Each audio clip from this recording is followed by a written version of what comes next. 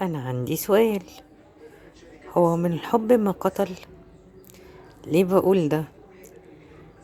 كلنا سمعنا عن الست اللي قتلت ابنها و... وقطعته وكلته ومش عارفة ايه والكلام ده كله. لما قريت القصة ديت اكتشفت ان الست دي مطلقة، واكتشفت تاني ان معهاش غير البيبي دوت، وتعرضت لقهر وخوف على ابنها بطريقة رهيبة. فلما راحوا يقبضوا عليها قالت كلمة غريبة أوي، قالت لهم ابني في بطني، محدش هيعرف ياخده مني، وروني بقى انتوا هتاخدوه ازاي. من كتر حبها في ابنها ومن كتر خوفها عليه قتلته عشان ترجعه تاني في بطنها، محدش يقدر ياخده منها.